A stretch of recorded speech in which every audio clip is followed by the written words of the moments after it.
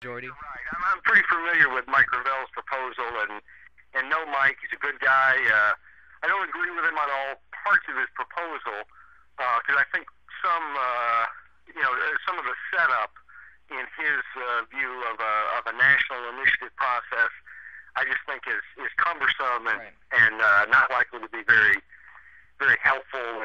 And I like the balance of powers and I don't want to go into all the minutiae, but the bottom line of it is we do need the initiative process at other levels of government. We need it at the federal level. I mean, my goodness, they wouldn't get away with the kind of pork and bridges to nowhere. You could collect signatures and put these types of pork-laden bills up to a referendum. If we could do initiatives to take away some of the wasteful spending, the Congress would be less likely to put it in there. But those things require, and Mike Gravel might argue with, how you get something like that. But I think it's going to require some political action that the federal government is just not there. The special interests are in full 100% control at the federal level. And I think what we have to do as citizens is take control at our local and state level. Let's reconnect government with the average person. This ought not to be an antagonistic relationship. We are the government, or at least we're supposed to be. So let's recreate that where citizens have more control at the local and state level. Right. We can do that with transparency, do that with better processes for citizens to check government. And of course, that's why initiative and referendum is so critical as a key element there. And once we do that, then I think we have some shot at getting the federal government, one, to relinquish some of its power. I mean, we're in kind of the height of decentralization in the sense that information now is available to everybody, everywhere, all the time. An expert doesn't mean much today, where it might have meant something 20 or 30 years ago, where if you weren't an expert, you didn't have access. Do you think that's a serious problem with new media, that the information, because there's no boundaries, because there's no checks on the information, that might be a threat to the citizenry and the decision-making process? Because that was one of my objections with Mike Gravel's proposal, was that, listen, even though you're allowing a space of a year, if some sentiment sweeps the nation and there's no check on it, if there's a minority that can be hurt, what about the courts, these things? Do you feel that because of new media, because of the free flow of information, and because of maybe our lack of association, that this could be a problem for America, a problem for the initiatives being put forward?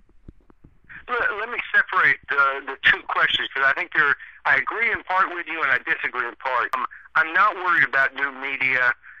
People are going to get things wrong on the internet, but they've been getting things wrong in the New York Times and CBS News for a long time, and the nation has survived. So I'm not worried that somehow voters are going to be tricked by the new media and pass initiatives at any level that they later regret. And there's been a lot of studies about voters and initiatives, and they all tend to show the same thing, which is that voters like what they get. When they're through voting, they don't feel like they've been tricked by some 30-second ad. They feel like, thank goodness I got to go to the polls and do what I wanted to do, and they feel the same way years later. Doesn't mean they don't ever change their minds or repeal an initiative they passed, but they generally really like the policy they get, the initiative process. But here's the flip of that, and it's just that I like checks and balances, and if we're going to talk about a national initiative, which I think is, a long ways in the future, we actually have to have some control of the federal government to institute something like a national initiative. And if we were to do that, I think the best check we could have is for the same ratification process we have now, and that is 3/4 of the states ratifying an initiative. That is a heck of a hurdle to jump over. It's something that only stuff that's truly consensus building is likely to pass. That's been the standard throughout the Republic's history. The problem that Gravel sees, and that I see and a lot of other people see, is that Article 5 gives the amendment process at the federal level to Congress. Congress has just inordinate amounts of power. They can block any type of reform, like term limits. And so we need I'd love to have a citizen-initiated way to propose a constitutional amendment, but keep the same ratification mechanism we have today, which would either be the legislatures in 3/4 of the states or ratifying conventions. which might be a little bit more controlled by the people. Right. Free force in the states. Right, because like that was one of the things Gravel said. Listen, James Madison, all these founders, they were the ones that believed in the power of the people. And I just finished reading Madison's notes in the Constitutional Convention, and there was the very problem was that not the people had absolute power. Obviously, the original government of the Confederation was that the state governments had absolute power, not the people. But the problem was, how do we form a republic, not a pure democracy? So there has to be those checks and balances. There were statements by individuals, even very Republican individuals, on the floor where they said, I don't think we should elect the president by popular vote or even electoral college, because the people will never know the quality of a man that should be in that office. But speaking of the Constitutional Convention, one of the things I know working with the Sam Adams Alliance is the Sam Adams Alliance focus on government accountability and transparency, particularly at the local level. And I remember writing so frequently on posts, on the blog post and the blog reel there, about infringements by local city councils or state governments and closing their doors during their meetings. Well, one thing I wonder, I've always wanted to ask this, and I think you'd be perfect to ask this too, is that our Constitutional Convention itself was a closed-door meeting. Nobody told anything. Nobody said what was going on. There are many reasons, justifications why it was closed door, from foreigners not knowing our problems with the Confederation, to people not being accused of flip-flopping, to most likely politicians. I'd say most likely it was politicians, the delegates worried about the danger to their own reputations, their own political futures. So that our Constitutional Convention happened behind closed doors. Is there a boundary where you say, okay, we need sunshine laws, we need accountability, we need transparency, but maybe some things the government, it's best that we don't know, or should we have totally absolute? There's nothing the government should hide from us. We should know because the government should be accountable to us. Well, government officials, especially legislators, can certainly have private conversations. I'm not in favor of somehow if you're a government official you can't speak or talk to anybody without a microphone there.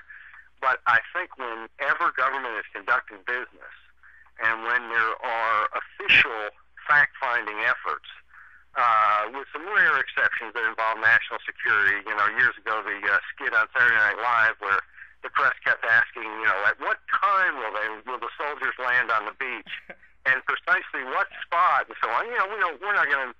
That's not what's being argued about here.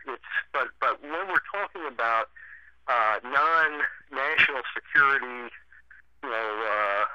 type issues, there's just nothing that the government should be doing in secret in terms of conducting business, researching issues. It should all be open, and it has to be. There may be an exception here or there, but that's an exception to the overriding rule, which is that if we believe in a government where citizens are in control, then their elected officials can't keep them in the dark, because then it's just it's a charade. Right. Well, I guess it's about time to wrap up this interview. Sadly, the time has gone by. Be sure to check out Sam Adams Alliance and freepauljacob.com. Where does the whole indictment stand right now? What's about to happen? Anything coming up? Well, this summer, July 23rd in Oklahoma City. It's beautiful that time of year. I would encourage people to come to our preliminary hearing. It's really the government's day in court, not ours, because they'll present evidence to try to go to a full trial, which, as I understand, is usually pretty much a foregone conclusion. What's at stake is a lot for me. I got 3 kids, a wife who still kind of likes me, and personally, there's a lot on the line here. It's frightening. But I have to say that the bigger issue is if these types of threats go unchecked and people can face this kind of jeopardy, if legislatures are allowed to continue to restrict the initiative process, we're going to lose what I think is the critical process we have to hold government accountable. And that we cannot allow to happen. I hope everyone out there is listening. They be sure to check out Free Paul Jacob. Get the word out. Tell your friends. Write an op-ed in your local newspaper. Check out Sam Adams Alliance. They have a new blog, Reel Up, Blogavist. They also, I think, Ballotpedia. Check out Ballotpedia. There's also Judgepedia to check out. Help you make a more educated decision when you go to the polls about some of your local justices, and also let you know what's going on in your state Supreme Court. There's also citizensincharge.org, which has kind of a running, you can get some of the news there. Probably the best source for initiative and referendum information is ballotpedia.org. Well, thank you so much, Mr. Jacob, for your time. It has been a pleasure talking to you. I wish you the best of luck, and you will be my prayers.